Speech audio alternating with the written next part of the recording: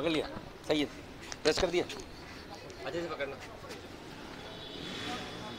मैं साहब medical report की बुनियाद पर तो केस ज़ाहिर जीत चुके हैं। अब आगे एक बहुत बड़ा इम्तिहान पड़ा हुआ है जिसमें अदालती फोरम से ज़ाहिर वापस लाना है, समन जारी होंगे।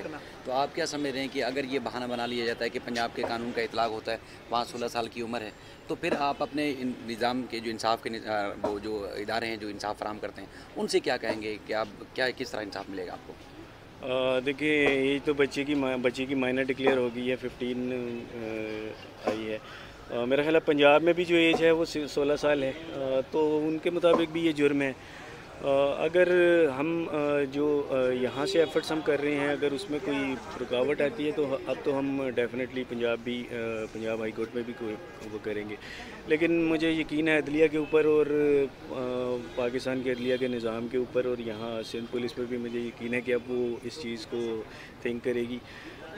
और इनको मजिस्ट्रेट साहब जो यहाँ पे जो ट्रायल कोर्ट में केस चल रहा है वो जो है वो, क्योंकि ये हमारे लिए एक रुकावट थी।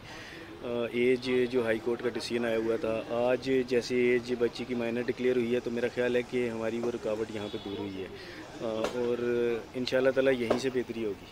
भाई साहब, बच्ची ने जब यहाँ पेशी पाई थी, पहले तो हम समझ ज़्यादा ज़्यादा सिक्योरिटी थी, इस दफ़ा भी बहुत ज़्यादा सिक्योरिटी थी, उसने इग्नोर किया। मतलब ऐसा नहीं लग रहा था कि उसने हल्की सी कोशिश भी की हो, जो शुरू की हो कि माँ बाप को देख ले, एक नज़र देख ही लेता है। एक वो क्या वजह हो सकती है। दूसरा, मुख्तलिफ सोशल मीडिया के दोस्तों ने इंटरव्यूज़ दिए, उसमें उसने 2-3 चीज़ें कही। एक तो ये है कि अगर शादी की घर से ना भागती तो खुदकुशी कर लेती, आप लोगों के खिलाफ बेपनाह इल्ज़ाम लगाए।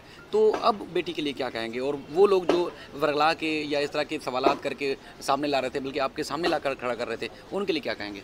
देखिए, जो बच्ची से, मैं पहले दिन से यही कह रहा हूँ, जो बच्ची से बुलवाया गया, एक रिटन स्टेटमेंट्स उसको लिख कर दी गई कि ये बोलना है, वही बोला उसने। मुझे तो पता है, और इवन बच्ची को भी पता है कि बच्ची घर में कैसे रहती थी। ऐसा कोई बिल्कुल भी कुछ नहीं था। और आपको पता है कि अगर बच्ची, ये एंड स्टेप होता है, कोई बच्ची घर से चली जाती है, ये उस वक़्त होता है जब बच्ची अपने घर के अंदर ये बात शेयर करती है माँ बाप से, और एंड रिज़ल्ट के तौर पे उसको ना कर दी जाती है। बिल्कुल लास्ट एक्सट्रीम स्टेप वो ये लेती है। लेकिन इस केस में ये ऐसी कोई बात थी ही नहीं। बच्ची ने कभी घर में ऐसी चीज़ शेयर ही नहीं की, और हमने कभी उसको ऐसा पाया ही नहीं कि उसका रवैया ऐसा हो। तो मेरी जो अगवा के ऊपर जो मेरा पॉइंट है वो आज भी उसी तरह कायम है कि इस केस को अभी भी अगर इन्वेस्टिगेट किया जाएगा प्रॉपरली, तो इसमें बहुत सी नई चीज़ें निकलेंगी। जो मेरा मौक़िफ़ जो पहले दिन से था वो उसके ऊपर आएंगी। अब देखिए, मुझे तो यहाँ तक झूठा बोल दिया गया कि ये बच्ची की एज जैसे 17 साल आई थी, तो बच्ची के डॉक्यूमेंट्स भी जाली बनाए हुए हैं। लेकिन आज अल्लाह का शुक्र है, ये सब चीज़ें प्रूव हुई, बच्ची माइनर डिक्लेयर हुई है, और अब अल्लाह बेहतर करेगा। मुझे यकीन है अल्लाह ताला के इंसाफ के ऊपर के बेहतरी की तरफ केस जाएगा। हम सब केस दोस्तों जो है इस केस को रिपोर्ट कर रहे थे, झूठा तो हमें भी कहा जा रहा है, इस वक्त तक कहा जा रहा है कि हम जो कुछ रिपोर्ट कर रहे हैं वो गलत है, हालांकि वो सब कुछ अदालतों में होता था, हम वो रिपोर्ट करते रहे। जी बिल्कुल ऐसे ही है। एक साइड एक ऐसा तासुर दे रही थी कि आप लोग जो एक फेयर रिपोर्टिंग कर रहे थे, और बिल्कुल वो बताते थे जो अदालत के अंदर एक चीज़ होती थी। लेकिन मैं हैरान होता था कि कुछ लोग उसको किस तरीके से नेगेटिव पोर्ट्रेट करते थे।